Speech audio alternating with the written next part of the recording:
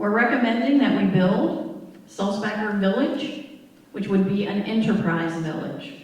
There would be housing, just like at current Sulzbacher Village. We would be looking at 100 units of permanent housing, between 50 and 75 units of emergency housing. We would no longer have what we consider shelter. We would have emergency units, which would be private units.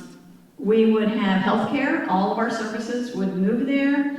But the centerpiece of this project is a social enterprise, which would be a manufacturing facility that we would own and run, and it would be utilized as a job training type of an enterprise, and it would be around the construction trade.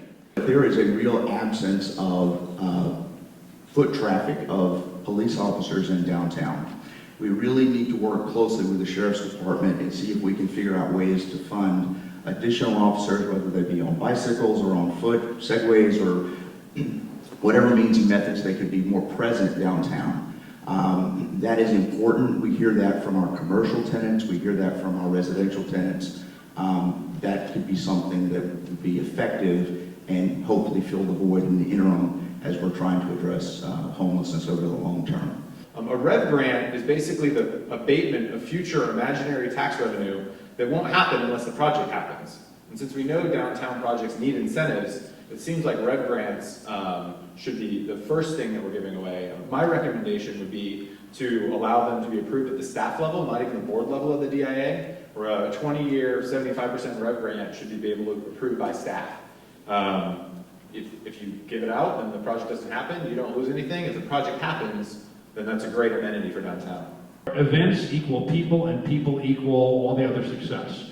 And if you've ever walked around downtown on a big art walk night, or you come to the Jazz Fest, or if you remember the first couple of years of One Spark, if you've been on the street with a lot of other people, it's impossible not to think that downtown could not be wildly successful if we could get more people here.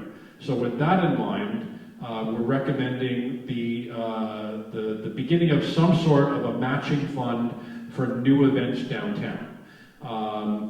These organizations that I named, plus Downtown Vision, collectively bring over 1 million people a year downtown anyway.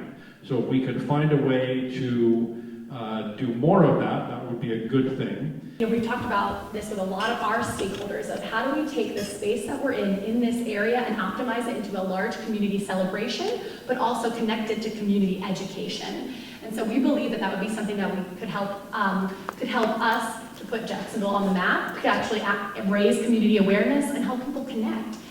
Connect with the artwork, connect with the city, and connect with the downtown area.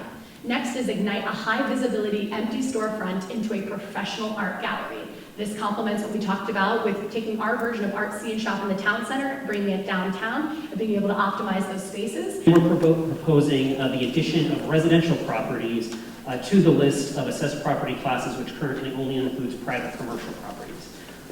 If implemented, this will create a 1.3 square mile district that better aligns with where the need for our services are in downtown, and will generate those dedicated resources to allow us to meet that need. The bulk of these new resources will be spent expanding the Downtown Ambassador Program. This will allow us to grow our team from 16 FTEs to 30 FTEs, which is an 88% increase, and also allow us to procure the additional equipment and supplies needed to provide the deserved level of service to both our existing and new stakeholders.